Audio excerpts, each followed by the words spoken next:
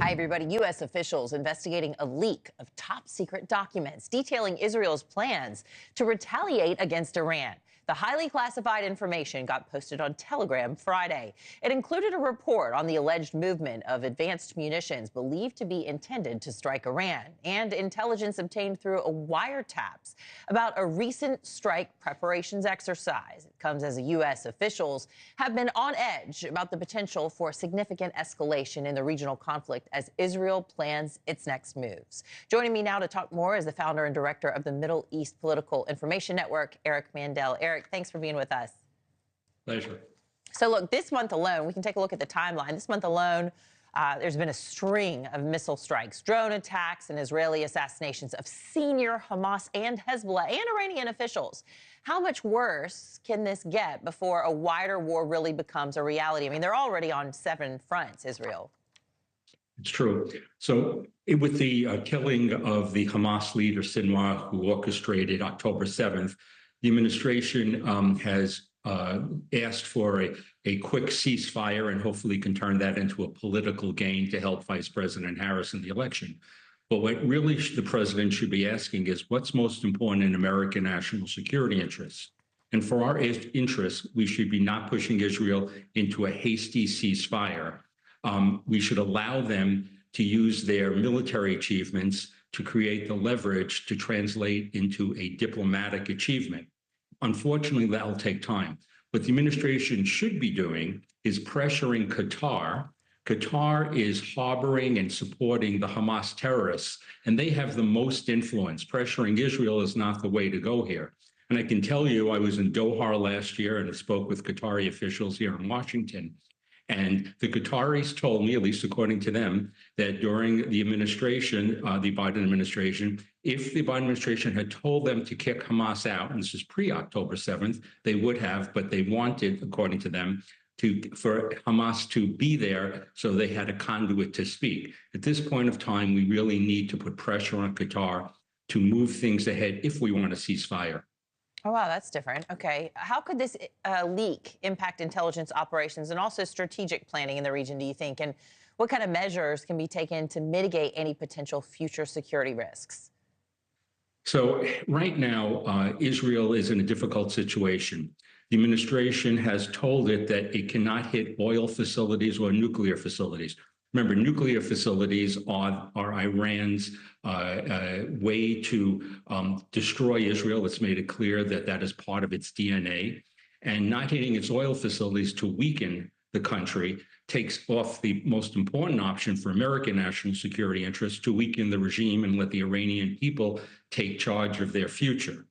So Israel is kind of in a lose-lose situation here, and right now, how it will affect the American election, nothing will happen because the American people aren't thinking about this until Israel responds. But if Israel responds weakly to the 2 largest ballistic missile attacks in modern history, but in April and in October, it will look weak in the Middle East. If it acts too strongly and it goes against what the administration said, Israel looks like a bad ally. So Israel's in a difficult position, but it must respond. The question is, will it respond before the election or after the election? Right. I mean, we're just a couple of weeks away now. Israel planning retaliation on Iran for that missile attack and now on Lebanon for that targeted drone strike we talked about yesterday on our show as breaking news on Netanyahu's home. He's calling it an assassination attempt. What considerations does it seem Israel is taking to balance a strong response with potential for a regional escalation? Can you talk a bit more about that? Yeah, I've been on the northern border 6 times in live fire since last October. There's been a real war going on there for 12 months. People just didn't have their eyes on there. This is Iran's most important proxy, and Israel has degraded it. So in the greater scheme, what we have to think about, it's not Israel versus Hezbollah, Israel against Hamas. This is all about Israel fighting Iran. And Israel is patiently going and taking back first its border to allow eventually its 80,000 residents to return, and eventually move Hezbollah north of the Litani River, according to United Nations Security Council Resolution 1701. We have 10,000 UNIFIL UN troops that are there. They have stopped 0 of the 150 to 200,000 missiles. They have not reported or stopped Hezbollah from doing anything. So Israel really did not have a choice. For its own deterrence, it needed to go in there. And you're going to see this war increase.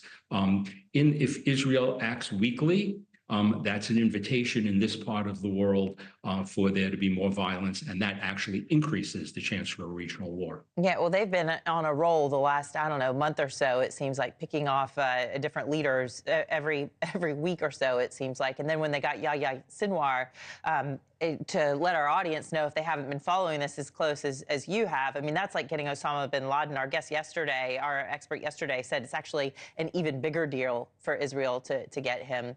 We've got Antony Blinken that's expected to visit Israel on Tuesday. What do you think is going to be happening in that meeting?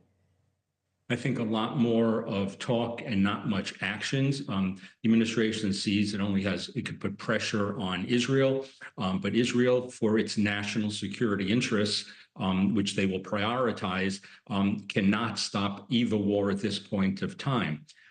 So that is a problem. Blinken will threaten again supply lines to stop, as the United States did earlier in this war, and again threatened based upon a not true report about the humanitarian situation. So he will go around and again, unless the only play we really have here is there are 2 American allies, or frenemies, I'll call them, who have influence on Hamas, Turkey and Qatar.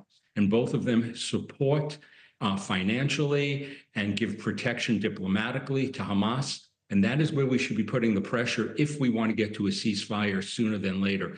Pressuring Israel is not in our national security interests. All right, so you say talk to Qatar, talk to Turkey. It's not just up to Israel right now. Founder and director of the Middle East Political Information Network, Eric Mandel, thanks for joining us on News Nation Now. Thank you.